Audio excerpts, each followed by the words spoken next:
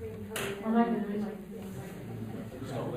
I was in New York City at the end of October, and I was at Zuccotti Park a couple of times and had an opportunity to talk to some very, very nice people, very interesting people there. But, you know, one of the emphasis that I got from them, and I did pick up a nice poster, which I like very much, that we are the 99%. And their emphasis, at least the ones I talked to, were on the economic and political elites who are perpetuating injustices on us as the 99%. And these elites are the 1%. So there was a very, very large amount of emphasis on that part of it. And I'm not sure I saw that on the list that was on the board. The difference between the 99% and the 1% that are in charge. Great, thank you. Who's next on staff? Right over here. Any other questions? Hello, my name is Blue Atkins. I'm representing the Seeds of Youth, a pagan fellowship. We organized a food drive for the people of Occupy Seattle. On December 16th, we will pick up donations. We will be delivering them on December 18th.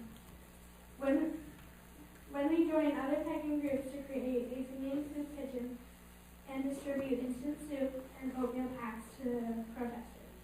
If you'd like to help or get involved, visit the Seeds of Youth on Youth Facebook group. We would also like suggestions on where to place our donation kits. Thank you. 1, 2, 3, 4. Okay. So thank you for that announcement, and we might want to make it again later, but we're going to save those kinds of community announcements for towards the end. So, but thank you for letting us know. Okay, who's next? Thank you. I'm Carmen Townsend Wangcho, but I'd like to echo the sentiments about the 99% and the 1% that the lady over here mentioned. I think that's really important. I'd also like to cite the young lady over here for an example of community involvement, helping each other help each other. Because I'm a little concerned about a concern that our government is ineffective in representing us. My own take on that would include a desire to not have the government represent us at all, that we are capable ourselves of representing ourselves. Thank you. Would you be willing to reiterate, or maybe if you can say, so they can succinctly say, because I was looking for the pen when you were speaking, or if you want to say what 99% versus the 1%. Economic, The 99%. There was something about the no- Protests of blatant injustices perpetuated by the 1%, the economic and political elites whose actions affect all of us, the 99%. Thanks. So there was another hand signal that I didn't have in my notes, but it's this. And that means I cannot hear what's being said. It's a very simple way, and that way we see that, we'll make sure that the microphone is in place. All right, who else? Who's on staff? right here. Hi, I got involved with well, this is kind of a dream come true for me, actually. Sorry, I think I'm speaking louder. This is kind of a dream come true for me, actually. I've been knowing for a long time it's sustainable the way things are going. I'm so excited that this dialogue is happening. And I've been involved for 17 years with an organization called Nonviolent Communication. And I'd love to see this move forward in a compassionate way, a compassionate dialogue rather than blaming and shaming dialogue, and actually watching the dialogue between the 1% and the 99%. And I'm not sure if this is announcements, or stop me if it is. We have a daily national call at 4 p.m. Eastern Time every day where people from occupiers all over the United States and Canada are joining us to learn nonviolent communication strategies. And it's free. We are not charging, but your telephone service provider might charge. And I have some cards with some flyers that I'm wondering, I'm not sure where we should go. Great. So I would just say that any announcement that there's been ties to the Occupy movement, we have a Facebook page and we have a website, and there's a form on the website. You can just email us. You can put it up there. So at least that's for website. As far as, I would just say, if you would like the card, get a card from that lady. The woman next to Rochelle. Just a couple of things. I noticed on the list of things it was lack of. I think we should take all the negativity out and focus more directly on what we want. Okay. And the other thing, I think it would be wonderful to have added to the list, not just the change, but the replacement of our, what passes as our current justice system, especially the prison system.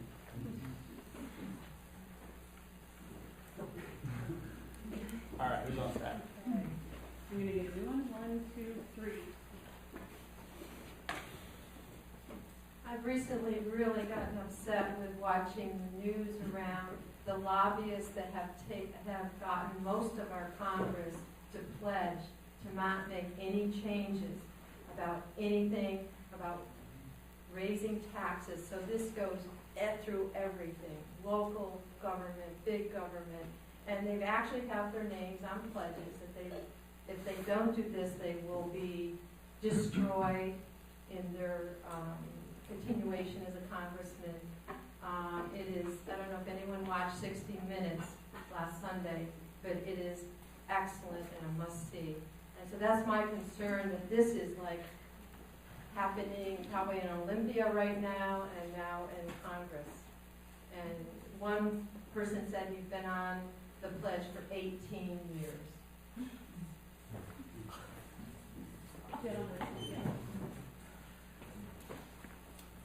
I wanted to draw something here, if you don't mind. It concerns me when people talk about the 99% and the 1%, and I think that the distribution of wealth actually looks, and I'll draw it like that. There's no way else to draw it. If you had a football field here, 100 yards, and you represented, say, 70 billion for Bill Gates or somebody else, when you're at the 99-yard line, 99-yard line, or 99.5-yard line, you're still down to pink. And if you take that all the way pink, all the way, and if you get to the goal line, you go up about 4 miles. And I think people don't get it, the distribution of wealth. So I see when they see people write into the leader or something, hey, the rich pay more taxes or whatever. I think it's really important to realize it really isn't about the 99%, I don't think, and versus the 1%.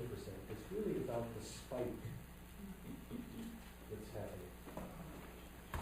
Thanks. Who's on time?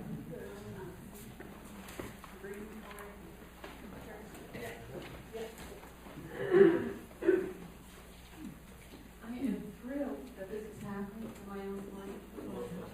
Oh, okay. I am concerned that there doesn't seem to be any specific demands.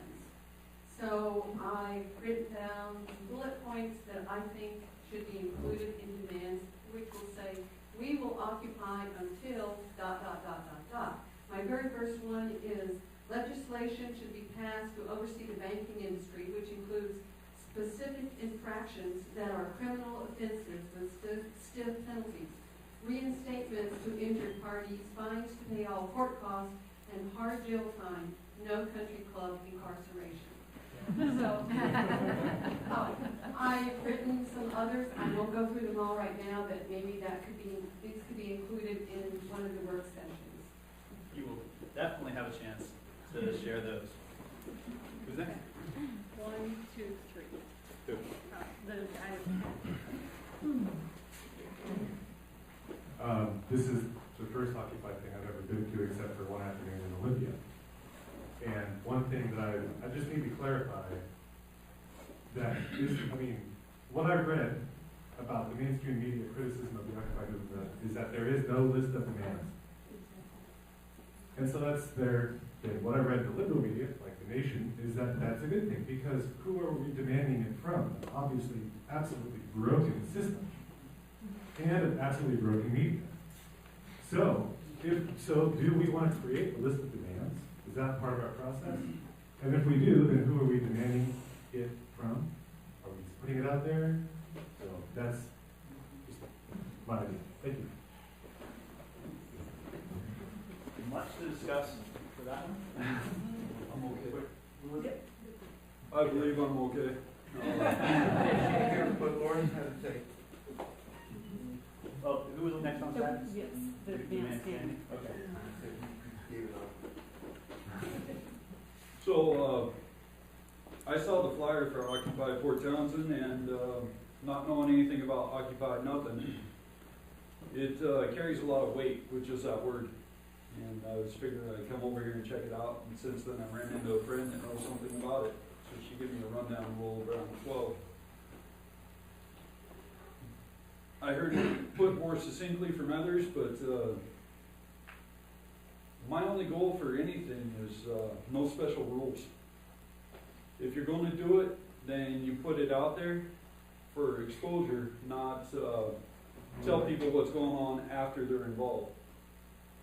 When it comes to big business, credit card, interest rates, or anything else, it's, if that's what you want in your life, then you do it, you walk the walk. And for Occupy, you know, I got no idea what to ask for my government because I have no idea what it's doing. But no special rules, just keep it simple. Oh, I'm Brett, by the way. Actually, that's a great thing to do. Say your name if you're comfortable before you speak. Everyone okay with that? It's optional, of course, for you. My name is Lawrence, and I'm going to say what's moved me about this movement is, for one thing, to get to know, to really be curious about what's behind this and who are these folks. And one of the people that I started to read is a fellow named David Graeber, and he has a book out recently called Debt, the First 5,000 Years. And basically, this whole, all our money was created by debt. And debt started with really super organized warfare and slavery. And it's very interesting to see that we are part of a system that we're making demands of a system that functions out of essentially the threat of force backs up everything. And we're trying to live in a new way. So basically what I understand about this movement is to get to know the people that want to actually really start functioning in a completely different way, not trying to make the system work, but to really get to know each other and to start talking about what it is am I ready to do that actually opts out of the bad system and starts to create a new one. So that's what turns me on. So 1, 2, 3. So the woman in the green. I'm Jackie, and my big beef is that corporations are not people. And I'm hoping that maybe our group can join, help our city or county join other cities across the nation, support